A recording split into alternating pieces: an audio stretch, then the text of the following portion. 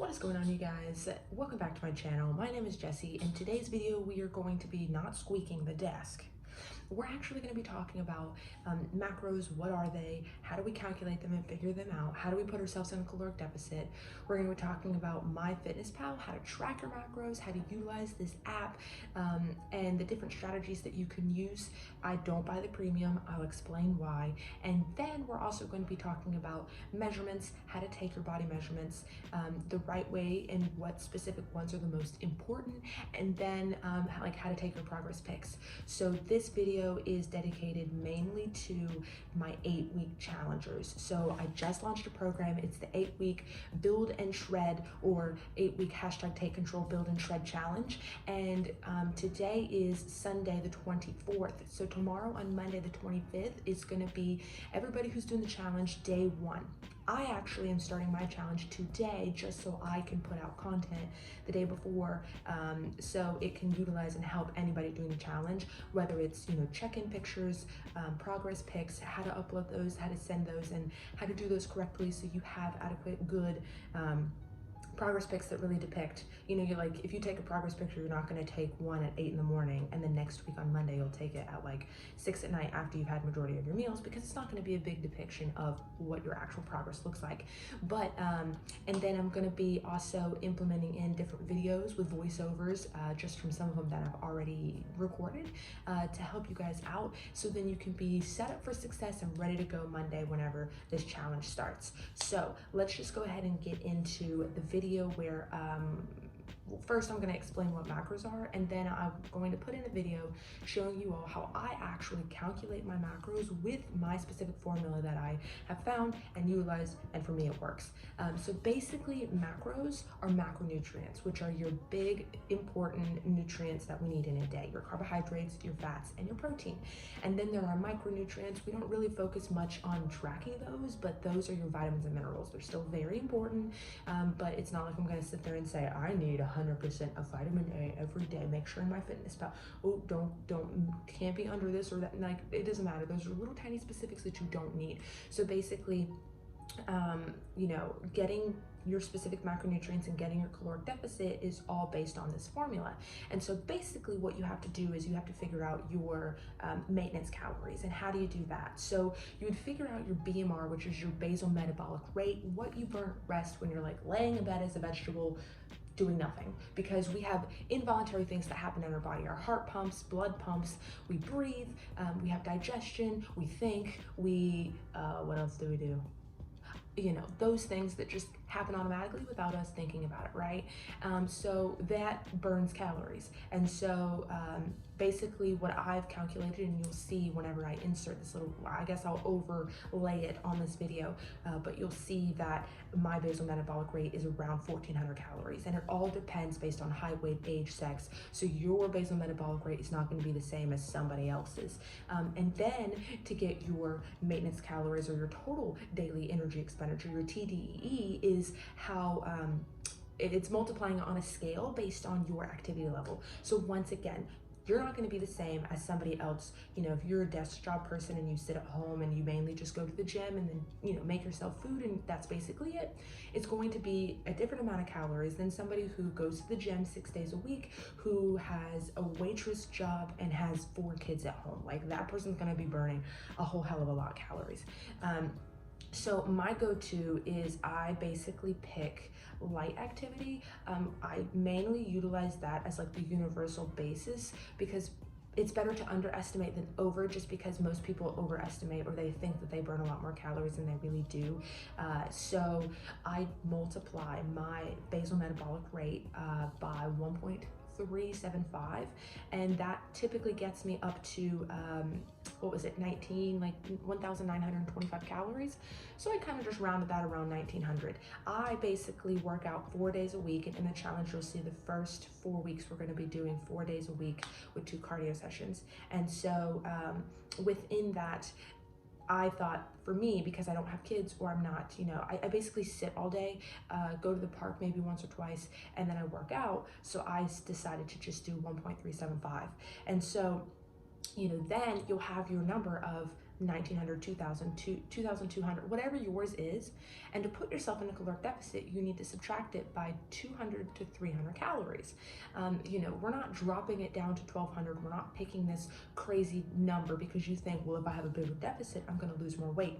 It doesn't work like that because our bodies are too smart, and cortisol and stress is a thing, right?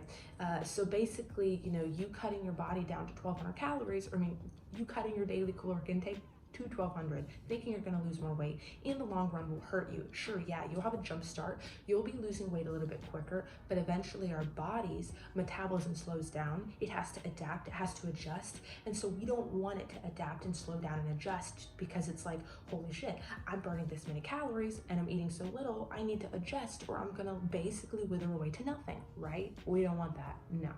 So that is why it's so important. Then other factors come into play with like your menstrual cycle. You could lose it. You could basically constipation, tired. You're gonna give up eventually. Like whenever you are starving constantly, you have to think, am I gonna stick to this diet for, for our challenge, it's 8 weeks, but say for weight loss, you wanna do a 12-week kind of like cut to get ready for summer, because summer's in 4 months. If you decided to do this diet at 1200 calories and it sucks the first week and you feel like, holy shit, this is so fucking hard, you have to think, I have to do this 11 more weeks. Can I do that? Your answer is probably going to be no, because if a diet to where you binged, you restricted, and you basically then got to a point where you couldn't do it anymore, and then you ended up going into a binging cycle and you gained it back, just because you lost the weight and then you gained it back plus more, most of the time is plus more, that wasn't a successful diet. So that means you got to do a different approach. And that's where I come into play with macro tracking, putting yourself in a slight caloric deficit of 200 to 300 calories, and being flexible with the foods that you eat. That's what I love, that's worked for me. So basically, once you get that 200 to 300 calorie deficit, from what I have on my numbers is 1900, it brings me down to about 1700 calories. So I would eat 1700 calories every day, and that would be in my caloric deficit following my 4 times a week workouts and my 2 cardio sessions. And then to break it down into carbs, fat, and protein, I always use the 40-30-30 rule. So basically your percentages just have to equate to 100, but that is the most common because you don't want your carbs to be too low. Once again, that cuts into like your energy and how you feel and how you're going to be executing, and I'm trying to think, your workouts. It's going to affect the way that you work out, and we don't want to do that. We want to be able to work out at 100% or 110% every time. So when you start cutting down your energy source and thinking, I only need to eat protein, that's when you go wrong. So keeping it 40-30-30, make sure you have a good balance of carbs, fat, and protein. So with that being said, you take 1700, you multiply 1700 multiplied by 0.4, and it'll give you a specific number. Do the same thing for fats and protein, 1700 multiplied by 0.3. Once again, 1700 multiplied by 0.3, but you're gonna have 2 different grams in the fat and the protein, and I'll explain why. Carbohydrates, for 1 gram of carbs, it is 4 calories. So you take that number you got and you divide it by 4. That is the number of grams you will consume. Same thing with your fats, but you're not doing 4, because for every gram of fat, it equals 9 calories. So you would do that number that you got and you divide by 9, and then your protein, you would divide that specific number by 4. And that breaks down your carbs, your fat, and your protein. You track that every day in MyFitnessPal, and then you're able to stay within that caloric deficit. You're guaranteed to start losing weight, because you're giving your body negative energy that it's gonna have to source to its body fat and burn it off. Now, of course, we wish it was all body fat, but the reason why protein is so important is because our muscle storages are still a great source for energy, and if we're not giving it adequate protein, then it's easily going to want to just take it from our muscle, and we want to maintain as much muscle mass as possible when we get lean, because nobody wants to be skinny fat or a string bean, right? So let's just not do that. Let's eat our protein, let's be smart with how we eat, and hit those macros and do the workouts. That's basically it. So now we're just going to go into basically how do we actually track our macros. So there's an app called MyFitnessPal. There's a paid version and an unpaid version, and so I always just do the unpaid version. Now, the reason why sometimes people pay, because mentally they may not say, like, because in the one that you can't pay or you don't pay, the free one, Basically, you can't specifically set your specific macronutrients, which for me it's fine, because whenever I look, and I'll be scrolling through and laying the video up here, but whenever I scroll through and I want to look at what did I eat today already, what carbs and fat and protein have I eaten, it might say that you're a negative balance of fat, or you've went over on your fat. But if you know I need to hit 170 carb, 56 grams of fat, and 140 grams of protein, random numbers there, but if you know that you need to hit these numbers, then basically it doesn't matter if the app's telling you that you went over or you went under. You just know, I don't care what the app tells me, I just know I need to hit 140 protein, 56 fat, 170 carb. Who cares what the app says? So basically you're just having a journal of what you eat by plugging in, okay, breakfast, I'm having some kashi blueberry waffles, a little bit of sugar-free syrup, some blueberries, half a cup. I'm gonna have a 4th cup of egg whites with a little bit of low-fat cheese on it, and some onions and zucchini sauteed. So you're gonna then type in all those things, and it's gonna equate to what that macronutrient breakdown is for carbs, fat, and protein, and how many calories is within that, right? So basically, you do that for all of your meals. Now you might think, so time consuming, I don't want to do that. If you don't have time, if you think time is an excuse, if it's too tedious, you then can plan the night before. There's always something that you can do for an excuse that you make, right? So if you're having a hard time with I don't have enough time before my meal to figure out what I can eat to fit into my macros, what do I do? The night before, when you're sitting watching TV with your hubby or with your cat, then take that time to figure out, what am I doing tomorrow? I gotta go to work at 8 in the morning. I'm gonna have a meeting at 2 o'clock. I gotta go to the gym when I get off work. I gotta feed my kids when I get home. What am I gonna do all day to stay consistent and on track with my plan, right? You're gonna plan the night before what you need to have for your breakfast, if you need a snack, if you need to plan something before going to the gym to eat. Bring whatever meals and whatever snacks you need. Oh, I need to be quick on the go. I'm gonna bring home some Chipotle, because you know that at Chipotle, you can make a healthy macro-friendly meal. You can look up on MyFitnessPal all the different macronutrients, and you're then able to stay more consistent. I would minimize trying to eat out, because you can't specifically know exactly what they put, but it is still flexible, and you can still, whenever you go out to eat, I would recommend overestimating a little bit on what you have. But it's so easy. You go down to Chipotle, can I have a smaller scoop of rice, please? Can I have a little bit of beans? Can I have more veggies?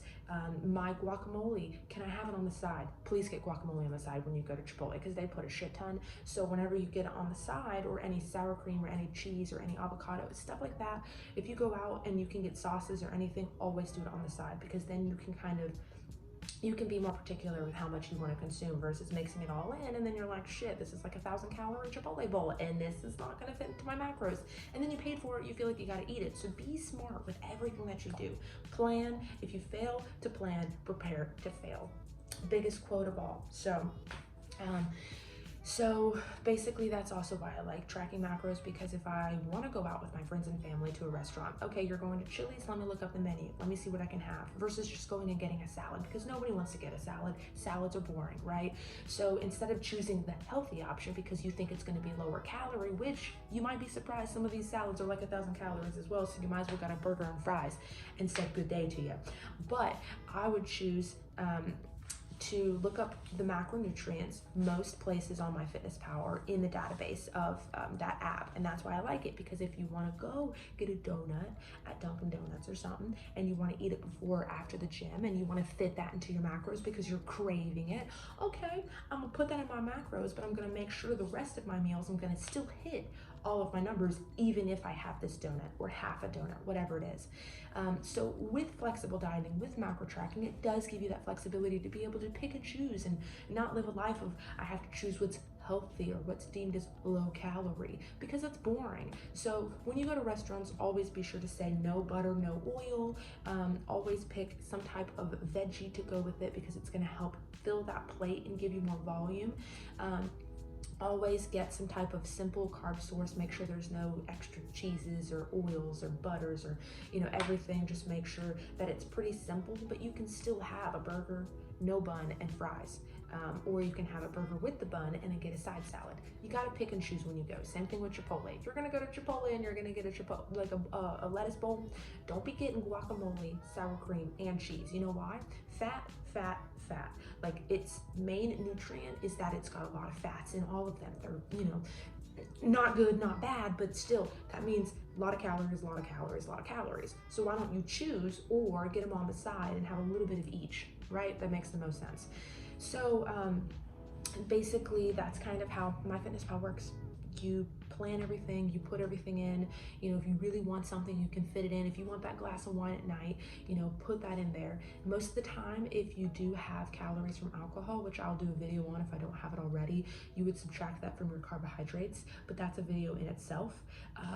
So I'm trying to think. I'm looking at my little thing to see if I missed anything.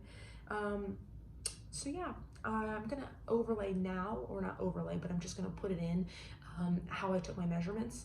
I guess I could overlay it for you guys. So basically, how to take your measurements. I'm gonna put it over the top of this video as I'm chatting, but basically the main areas are going to be your hips, which is the biggest part around your glutes, and then I always do my lower stomach, and most people is where you hold body fat, so I always do my love handles and my belly button, and I do that measurement, and then I do the smallest part of my waist, which basically, as I measured, it's almost practically the same as my lower part because your girl has 0 of a waist. But so then you put your measurement around the smallest part of your waist, and then you do the tatas right over the nips, because this is what's also going to gauge your back fat. And so if your back becomes slimmer, then you're able to gauge that. And then I also do my biceps, and you don't want to do it flexed, you want to do it relaxed. So just bend your arm, but relax it. Do it at the peak of the bicep on both sides. And then same thing with your thighs. You want to make sure that you are doing it around your leg, around the biggest part, and you do it pretty, like 100% if you can, similar on both sides, because as you know, the lower you get down the leg, the smaller it gets. So you want to make sure it's practically pretty even on both sides.